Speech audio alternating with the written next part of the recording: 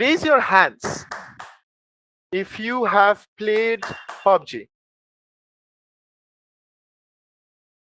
right? PUBG guys. Hey, awesome. Um, has any of you watched Ready Player One, the movie?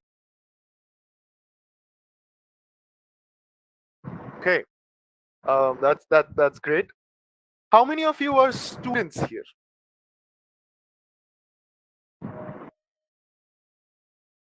Oh wow, that will be a good learning um, experience for you guys.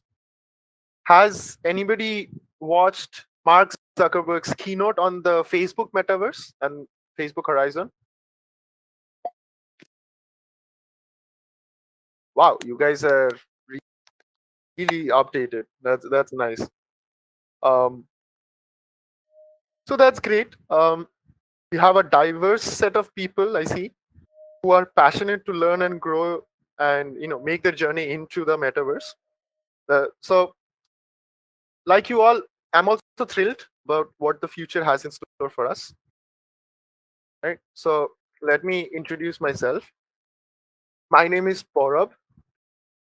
I'm an innovation consultant and a tech evangelist. I'm uh, I'm also a pro gamer, and I've always been passionate about new technologies. And I try to be a futurist by trying to predict upcoming tech trends. I've done some keynotes for Unity. If you're not aware, Unity is a game engine that powers pretty much most of your favorite games and experience. I've always been fond of playing games. I've loved the idea of open world MMORPGs and multiplayer battle royale games. The fact that I can jump into a virtual universe and I can join you and my friends on quests is something amazing, right? When movies like Ready Player One came out, it gave us a glimpse of what the world might be, where I can join Batman to save Gotham. I can shop in a premier fashion brand store in Paris. I can learn spells from Harry Potter at Hogwarts. I can buy and wear Rick and Morty edition Nike Air Force One shoes, okay, as NFTs and wear them to the games with my avatar. Or who knows, I can visit Tony Stark's workshop while he's building the Iron Man suits. So when the metaverse rage started, I was also very excited.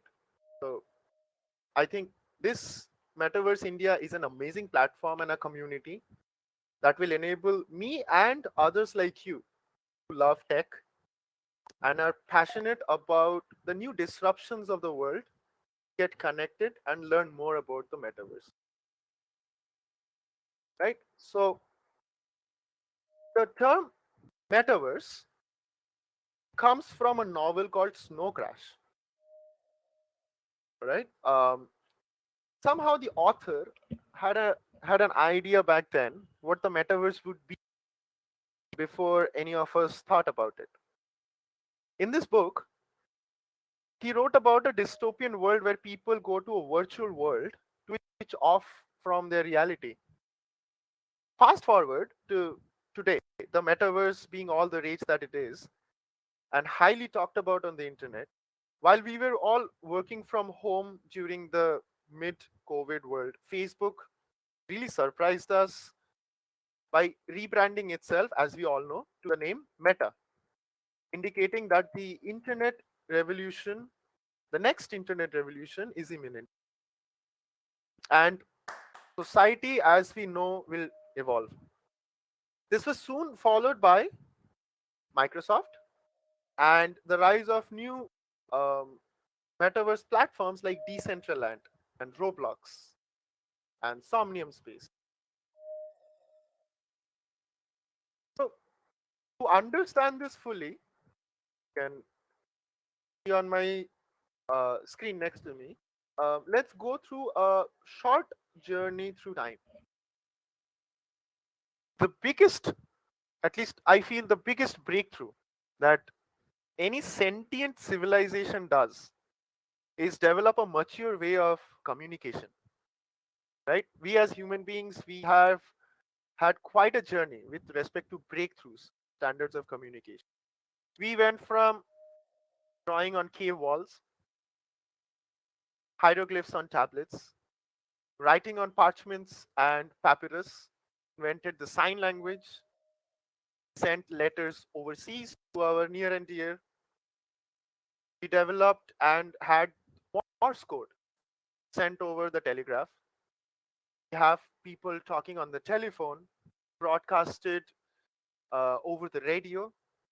We have news channels, okay, and TV. Have gone from talking to people over a cordless phone, accessing the internet, being on social media, making TikTok, snaps, stories, and reels. And I'm happy to see finally all of us meeting virtually in a metaverse. Right? I think we've had quite a journey. To understand the metaverse, let's see the history of the internet. Web 1.0 is all about information superhighway, right? The wired internet, the ability to bring information at scale to people. We were able to search online for anything that we needed. After that, Web 2.0 was born. Social media age is born. This age is all about, as we know, it's wireless internet where filled with user generated content, right? It has interactive web application and access to various social media channels on our smartphones. This was the age where we brought people. Web 3.0 is all about people, spaces, and things, bringing a virtually tangible universe or spaces to the people. These will enable the spatial web, project our information, ideas, and imagination into the world around us. It will weave them into its very fabric. Every conversation, displaying them in our cities, right? Having information and content in the places where we work, where we go to study, where we go to learn, where we live, with intuitively placed information, AI assisted interaction, cryptographically secured information, and digital payments on a new kind of network. This is where the web becomes the world. This seamless convergence of people, spaces, and things, where we blur the lines between the real world and the virtual world, an interoperable world, a persistent world, a spatial web, would be the core idea of a metaverse. To put it simply, it's persistent, it's social, shared, it's interactable. It's a virtual 3D universe where people can socialize, learn, play, watch, work with each other, we collaborate. Essentially, it changes society and it also adds a new behavioral pattern with which I think it'll change the way we interact with people. Right? So I spoke about a concept called the spatial web. Right? So the metaverse will be built on new internet standards, protocols, and through a concept like we haven't ever seen before. So let me ask the audience a question. How many of you have heard about this word, the spatial web? Anyone? Feel free to unmute yourself anytime.